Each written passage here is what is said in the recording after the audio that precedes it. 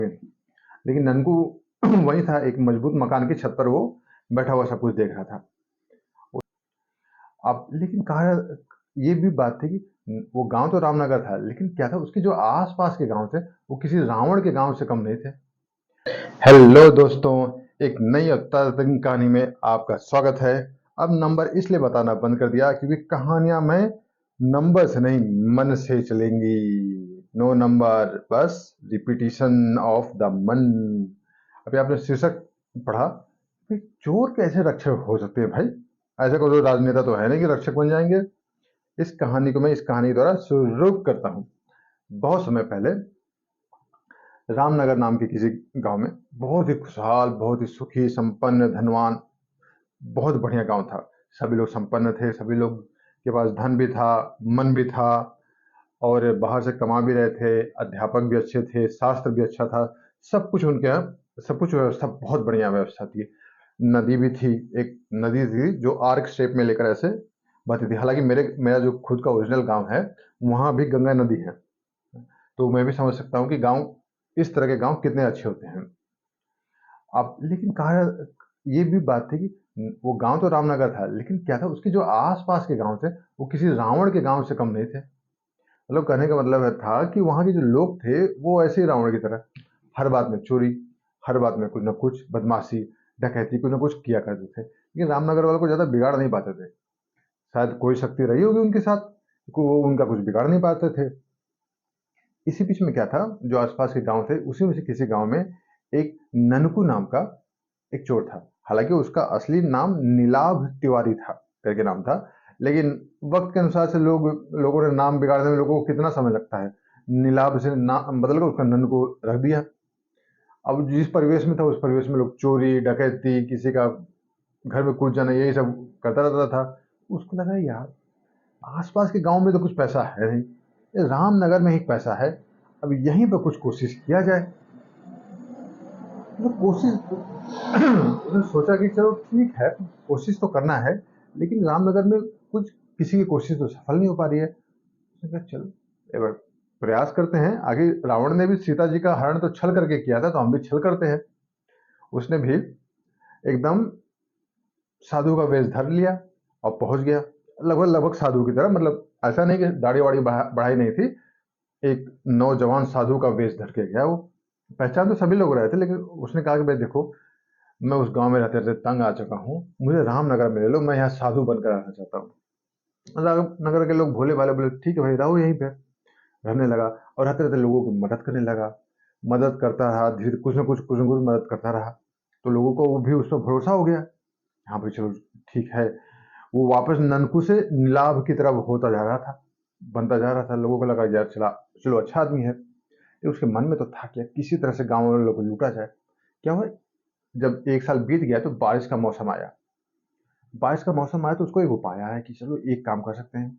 वो क्या किया, जो गांव के मुखिया और जो चौपाल में लोग होते हैं उनको लोग को बोला, देखो मुझे भगवान विष्णु ने एक संदेश दिया है। बोले क्या क्या संदेश दिया है। तो देखो ऐसा संदेश दिया है कि इस गांव में बाढ़ आने वाली है, इसलिए आप लोग ये गांव छोड़कर कहीं ना कहीं ऊंचाई पर चले जाओ, नहीं तो सारे गांव वाले डूब जाएंगे।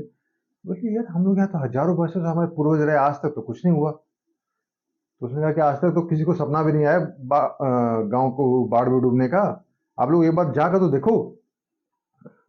गांव वाले बोले यार क्या कह रहा है, चलो ठीक है, बात मान ली। उन्होंने बोला ठीक है, हम थोड़ा थोड़ा सामान ले लेंगे। बोले चलो ठीक है, थोड़ा थोड़ा सामान ले लिया जाएगा। हल और किस्मत की बात थी, उसी दिन हल्की बारिश शुरू हो गई, तो गांव वालों को लगा भाई बात सही हो सकती है। तो लेकिन फिर भी उतना डरे नहीं गांव वाले। थोड़ा थोड़ा सामान लेकर वो चलने लगे, अपना थोड़ा थोड़ा लेकर है। ये इधर उनको खुश था कि बस अब गांव वाले जाएंगे, मैं चोरी करूंगा। अच्छा हाँ, जो उनके बच्चे वगैरह थे, बच्चे, सभी के बच्चे 7-8 साल के आसपास बराबर थे। तो जो उस स्कूल का अध्यापक था उसने कहा कि भाई आप लोग निकलो, मैं सारे बच्चों को लेकर आ जाऊंगा। तो सभी लोग भरोसा कर लिए कि भाई ठीक है, ये लेकर आ ही जाएगा।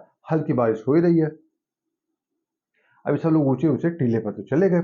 इसी बीच में क्या हुआ, जब बारिश में जो सड़क भर गई उसी में एक सांप आ गया। सांप आया तो उसने अध्यापक को काट लिया। बेचारा अध्यापक वहीं बेहोश होकर गिर गया। अब इधर अध्यापक बेहोश होकर गिर गया, इधर गांव वाले टीले पर पहुंच गए, बच्चे फंस गए स्कूल में। और कहा जाता है कि कहर ऐसा आया कि जो नदी के आसपास जो बांध था वो भी टूट गया। पूरा पानी सीधे गांव में। अब जब तक गांव वाले समझ पाते कि क्या हुआ, उनके बच्चे के जो स्कूल विद्यालय था चारों तरफ पानी पानी। अब सब हैरान कि ना अध्यापक का पता, हम लोग टीले पर आ गए, हमारे बच्चों का क्या होगा। सारे कम से कम 10-15 बच्चे थे, सब गांव वाले परेशान। अब जाए तो जाए कैसे उस पानी में। लेकिन ननकू वही था, एक मजबूत मकान की छत पर वो बैठा हुआ सब कुछ देख रहा था। उसने सोचा यार ये अच्छा मौका है, अगर मैं कैसे भी इन बच्चों का अपहरण कर लूं तो इनके परिवार से एक अच्छी रकम मांग सकता हूँ। बस ठीक है। वो एक छोटी नाव भी उसके पास थी, उसने पहले से प्रबंध करके रखा हुआ था। वो नाव लेकर चला। अब नाव लेकर चला उनके पास, बच्चों के पास अपहरण करने के लिए, लेकिन बच्चे छोटे थे, मतलब 7-8 साल के आसपास थे। सारे के सारे बच्चे उसी नाव पर चढ़ गए। अब नाव पर चढ़े तो नैया ऐसे ऐसे टक टक टक टक टक टक टक लगी डोले, और नैया के साथ ननको और बच्चे सब पलट गए, नैया ऐसे पलट गई। अब नैया पलट जाने पर ननको बोला अब क्या करें, अब क्या करें। करते करते शायद ईश्वर का वरदान था कि जो आसपास के जो गांव जो झोपड़ियां थी, उसी में से एक छप्पर था, ऐसा फटा हुआ छप्पर। वो आया। वो आया तो उसको देख के बच्चे भी उस पर चढ़ गए। ननको अपनी जान बचाने के लिए, वो बच्चों का कोई ख्याल नहीं रख रहा है, वो अपनी जान बचाने के लिए वो भी छप्पर पर चढ़ गया, सारे बच्चे चढ़ गए। और जब पानी में थपाड़ थपाड़ ऐसे होते होते होते होते थक कर बच्चे भी बेहोश, ननको भी बेहोश। अगले दिन का सुबह हुई, बाढ़ का पानी उतर गया। अब गांव वाले देख क्या रहे हैं, ननकू है और 15 बच्चे हैं और पूरे बेहोश है छप्पर पे। सबकी जान में जान आ गई, अरे चलो बच्चे बच गए, सबने बच्चों की अच्छे से केयरिंग की। इसी पे से ननकू सोचा यार तो गाँव वाले क्या करेंगे। लेकिन गाँव वाले खुश थे कि यार ननकू ने हमारे बच्चों की जान बचा ली। सब खुश, उसके पैर पकड़ रहे, कोई उसको पैसा दे रहा है कि भाई तुमने हमारे बच्चों की जान बचा ली, ये कर ली वो कर ली।